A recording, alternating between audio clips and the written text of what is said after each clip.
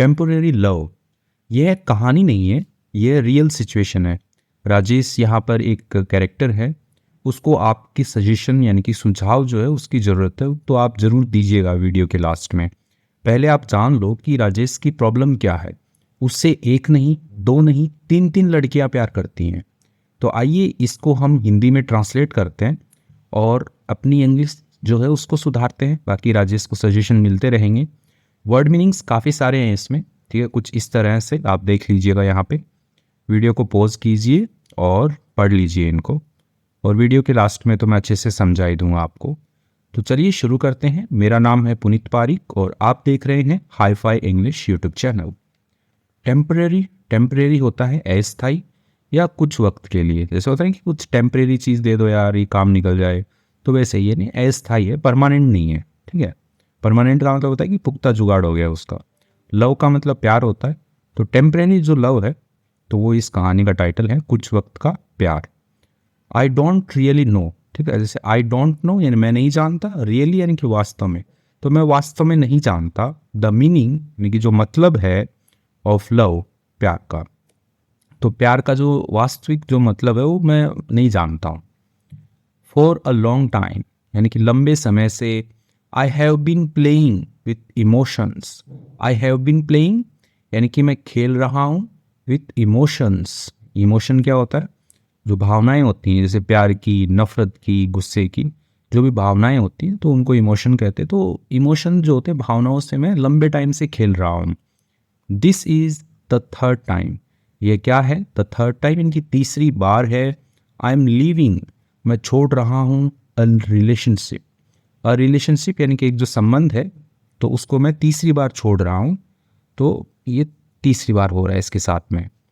Over the past 3 years यानी कि जो पास्ट 3 ईयर है कि जो पीछे के जो 3 साल हैं, उनमें आई हैव रियलाइज्ड, तो मैंने ऐसा महसूस किया। रियलाइज होता है एहसास करना, ठीक है। तो उसने ऐसा एहसास किया दैट की फॉर मैनी गर्ल्स यानी कि जो कई लड़कियां जो है उनके लिए इट्स वेरी हार्ड, ये काफ़ी कठिन होता है। हार्ड का मतलब होता है कठिन होना, मुश्किल होना, ठीक है। कठोर भी होता है, तो ऐसा मुश्किल होता है, इट्स वेरी हार्ड, कठिन होता है ये, टू फॉरगेट, भूलना, देयर फर्स्ट लव, उनके पहले प्यार को भूलना। कुछ लड़कियों के लिए, बहुत सी लड़कियों के लिए बहुत मुश्किल होता है।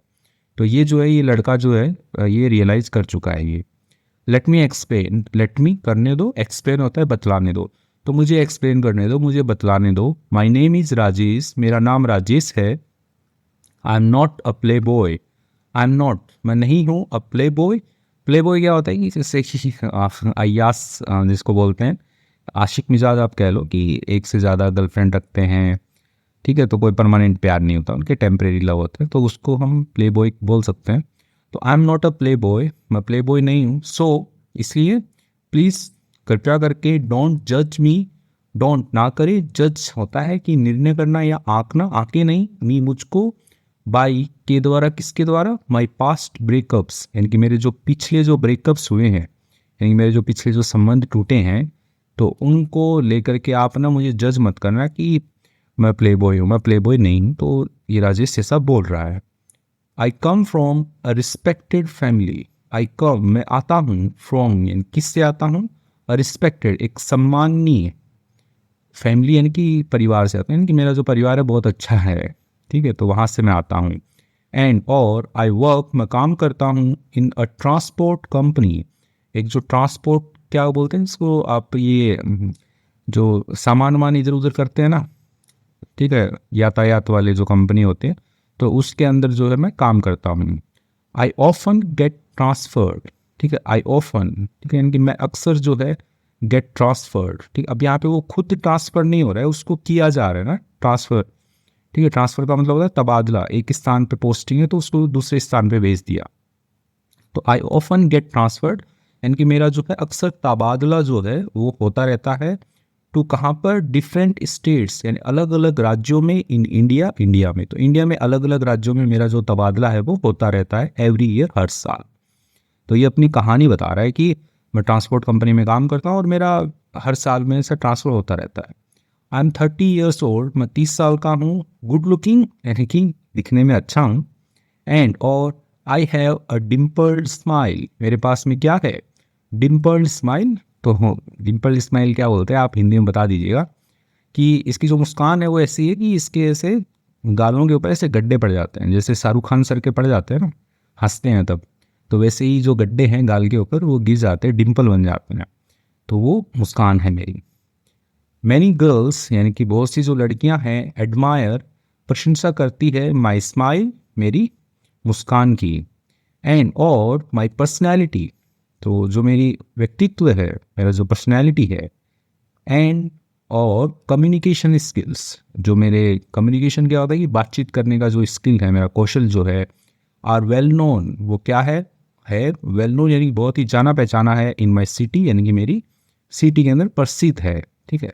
यानी कि मेरा जो शहर है वहाँ पे मेरी जो पर्सनैलिटी है वो काफ़ी अच्छी है, यानी कि सब लोग जानते हैं मेरी पर्सनैलिटी को कि मैं वाकई में बहुत ही गुड लुकिंग और बात करने में बहुत अच्छा लड़का हूँ। In my first year on the job, मेरा जो पहला साल है उसमें ऑन द जॉब यानी कि नौकरी पर, मेरे पहले साल में आई वॉज पोस्टेड, मैं कहाँ था, पोस्टेड था, तैनात था, नियुक्त था, यानी कि मेरी जॉब वहाँ पे लगी हुई थी। इन मुंबई, मुंबई में क्या था, मैं नियुक्त था, मैं तैनात था, मुंबई में काम कर रहा था। मैनी गर्ल्स बहुत सी लड़कियाँ अप्रोच्ड मी, तो उन्होंने क्या किया, अप्रोच किया। अप्रोच का मतलब होता है कि जैसे निकट आके बातचीत करना, ठीक है, थोड़ा ट्राई करना कि अरे भैया हमारा प्रपोजल एक्सेप्ट कर लो, तो उस केस में हम अप्रोच का सेंस लेते हैं। और अप्रोच का मतलब ऐसे होता है कि निकट जाना, किसी के पास जाना, ठीक है। तो कई लड़कियां जो उन्होंने अप्रोच किया था मेरे को, मेरे पास आई थी वो, ठीक है, प्रपोज करने के लिए आई थी, जाहिर सी बात है। Both in and out of the office, दोनों, इन अंदर और आउट यानी कि बाहर, ऑफ द ऑफिस ऑफिस, तो ऑफिस के अंदर भी लड़कियां आई थी, ऑफिस के बाहर भी, ठीक है, यानी ऑफिस के बाहर यानी जहाँ पे भी वो रहता होगा तो वहाँ पे उसको लड़कियां मिली होंगी जो उसने प्रपोज किया उसको। वन डे एक दिन, अ प्रीटी गर्ल, एक खूबसूरत लड़की, ठीक है, प्रीटी यानी सुंदर होता है, तो एक सुंदर लड़की प्रपोज टू मी, तो उसने क्या किया, प्रस्ताव रखा मेरे को, एंड और आई एक्सेप्टेड, मैंने स्वीकार कर लिया। तो मुंबई में है, पोस्टेड है, और लड़कियां उस पर मरती हैं, तो एक लड़की का उसने जो एक्सेप्ट है प्रपोजल वो कर लिया उसने। आई स्टार्टेड केयरिंग, मैंने शुरू कर दिया, केयरिंग देखभाल करना, फॉर हर उसके लिए जो भी उसकी देखभाल होती है, ठीक है, तो वो मैंने करना शुरू कर दिया। एंड और वी गॉट क्लोज, और हम जो निकट आ गए, करीब आ गए हम। By the end of the year यानी कि जो साल है उसके अंत तक, she was deeply in love, वो क्या थी, डीपली यानी कि गहराई में थी, इन लव यानी कि वो प्यार की गहराई में थी, विथ मी मेरे साथ में, तो मेरे साथ में वो प्यार की गहराई में थी, यानी बहुत ज़्यादा प्यार वो कर रही थी। आई डिड एवरीथिंग, मैंने किया, सब कुछ किया मैंने, to make her happy, make करने के लिए, बनाने के लिए, हर हैप्पी यानी उसको खुश करने के लिए मैंने सब कुछ किया। एंड और ऑनेस्टली यानी कि ईमानदारी से, केयर्ड फॉर हर यानी कि उसकी देखभाल जो है वो भी की। बट लेकिन I wasn't as deeply attached, लेकिन क्या था, आई वॉजंट यानी मैं नहीं था, एज डीपली इतना ज़्यादा, इतना गहराई से, अटैच्ड यानी कि उससे जुड़ा हुआ जो है वो मैं नहीं था। यानी लड़की तो गहराई में थी, प्यार की गहराई में थी, लेकिन लड़का जो है वो इतना डीपली अटैच नहीं था, वो बस उसकी केयर अच्छे से करता था ईमानदारी से। व्हेन जब माई ट्रांसफ़र केम, जब मेरा ट्रांसफ़र है, जो मेरा तबादला है, केम आया या कब तबादले जो हुआ, आई लेफ्ट फॉर पटना, मैं निकल गया, ठीक है, लीव की सेकंड फॉर्म, लेफ्ट निकल गया, फॉर पटना पटना के लिए जो है मैं निकल गया। During the first month in Patna, during के दौरान, द फर्स्ट मंथ यानी कि पहला महीना हो जाता है उसके दौरान, इन पटना पटना में।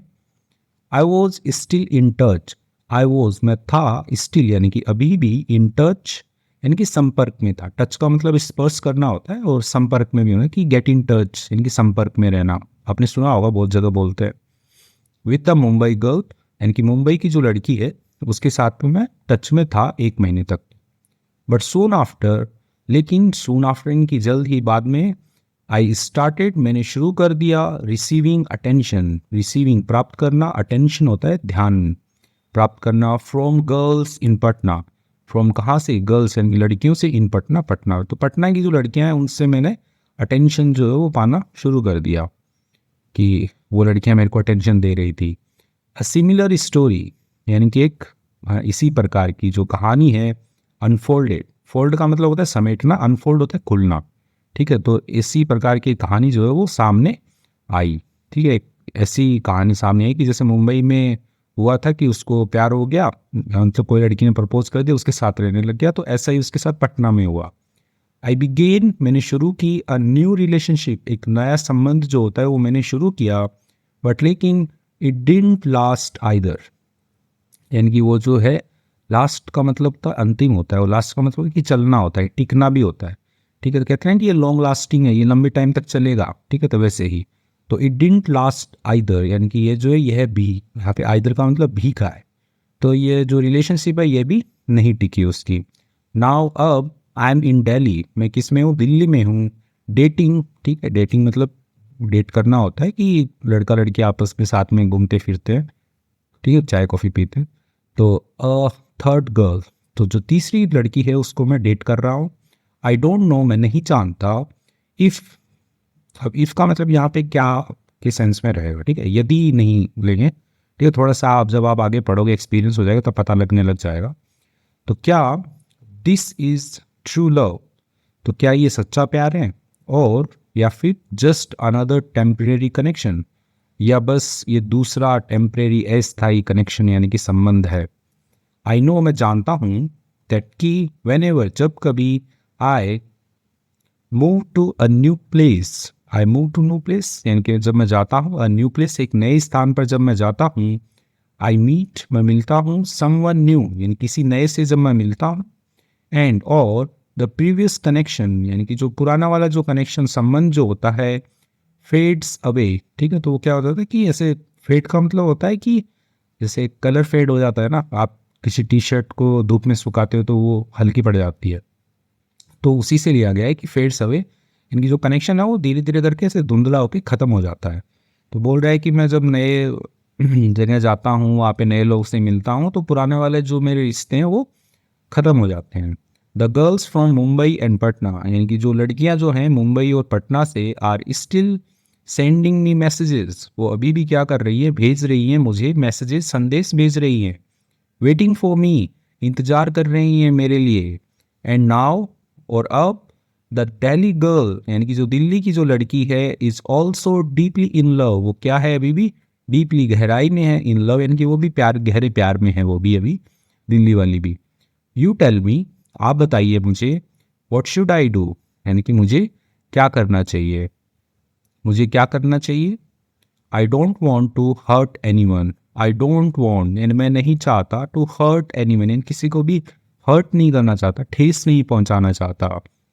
बट लेकिन दिस टेम्परेरी लव यानी कि ये जो अस्थायी प्यार है, कुछ वक्त का जो प्यार है, विल ओनली गेट हार्डर, तो ये ओनली गेट हार्डर यानी कि केवल होगा, हार्डर होगा, कठिन होगा, मुश्किल होगा, टू हैंडल, संभालना, विथ के साथ में, माई नेक्स्ट ट्रांसफ़र यानी कि मेरा जो अगला तबादला होगा, तो उसके साथ में ये बहुत ही ज़्यादा हार्ड हो जाएगा, कठिन हो जाएगा, क्योंकि नेक्स्ट टाइम वो मे बी दिल्ली से कोलकाता चला गया, तो फिर वहाँ पे एक नई लड़की मिल जाएगी उसको, तो वो बोल रहा है कि बहुत ज़्यादा मुश्किल हो जाएगा। तो इसका सॉल्यूशन जो है वो आपको देना है, तो आप इसका सॉल्यूशन कमेंट में दीजिएगा कि किसी ने कुछ एक्सपीरियंस किया हो तो अपना अनुभव शेयर कर सकता है। तो चलिए वर्ड मीनिंग्स देखते हैं, बहुत ही शानदार वर्ड मीनिंग्स हैं इसके अंदर, विथ प्रोनाउंसिएशन है, तो उनको हम वन बाय वन पढ़ेंगे। तो उससे पहले आपको यदि स्टडी मटेरियल चाहिए तो आप हमारी वेबसाइट HiFiEnglish.in पर विजिट कर सकते हैं। वहाँ पे बहुत ही मिनिमम प्राइस 10-20 रुपये में अच्छा खासा आपको स्टडी मटेरियल मिल जाएगा। तो आइए पढ़ते हैं। इमोशंस, इमोशंस का मतलब होता है भावनाएं, ठीक है, जैसे कि प्यार की भावना हुई, नफरत की भावना हुई, तो ये इमोशन होते हैं। रिलेशनशिप, रिलेशनशिप का मतलब संबंध होता है, रिश्ते होते हैं, ठीक है, रिलेशनशिप। फॉरगेट, फॉरगेट मतलब होता है भूलना, ठीक है, तो किसी को भूल गए हो आप, ठीक है, तो फॉरगेट, कहेंगे फॉरगेट इट, भूल जाए इसे, तो वही फॉरगेट, ठीक है। फॉरगेट बोलते पढ़ते हैं लेकिन फॉरगेट इसमें आर को उड़ा देते हैं बीच में से, ये मॉडर्न इंग्लिश का तरीका होता है। प्ले बॉय, प्ले बॉय का मतलब अय्याश व्यक्ति, ठीक है, मतलब आशिक मिजाज जो लोग होते हैं उनको प्ले बॉय बोला जाता है। जज का मतलब होता है निर्णय करना या आंकना, जैसे कि डोंट जज मी, मेरे को यार ऐसे आंको मत कि मैं प्ले बॉय हूँ, ठीक है, तो वो वाला। रिस्पेक्टेड, रिस्पेक्टेड मतलब होता है सम्मानित, ठीक है, कि रिस्पेक्ट यानी कि एक बहुत ही रिस्पेक्टेड फैमिली से आता है राजेश, ठीक है, क्योंकि काफ़ी यानी कि अच्छा परिवार है उनका कहने के लिए। ट्रांसपोर्ट, ट्रांसपोर्ट का मतलब परिवहन, यातायात, यानी कि जो ये ट्रक वर्क वाला काम करते हैं तो उनको ट्रांसपोर्ट वाले बोला जाता है। ओके, ट्रांसफर्ड, ट्रांसफर्ड का मतलब होता है स्थानांतरित, यानी कि तबादला। ठीक है, एक एक जगह से दूसरी जगह नौकरी हो गई है। डिम्पल्ड का मतलब होता है गाल का गड्ढा, गाल पर गड्ढा। ठीक है, तो शाहरुख खान सर की मूवी देख लेना, उनको फेस देख लो एक बार, गड्ढे पड़ते हैं उनके, तो उनको डिम्पल बोलते हैं। एडमायर का मतलब होता है प्रशंसा करना, ठीक, प्रशंसा करना होता है। पर्सनैलिटी, पर्सनैलिटी का मतलब व्यक्तित्व होता है कि आपकी पर्सनैलिटी बहुत ही ग्रेट है, ठीक, ग्रेट पर्सनैलिटी है आपकी, अच्छा व्यक्तित्व है आपका। पोस्टेड का मतलब होता है नियुक्त होना या तैनात होना, जैसे फौजी बोलते हैं ना कि मैं वहाँ पे जम्मू कश्मीर बॉर्डर पे पोस्टेड हूँ, यानी कि वहाँ पे मैं तैनात हूँ, और नियुक्त हूँ यानी कि वहाँ पे मैं नौकरी कर रहा हूँ।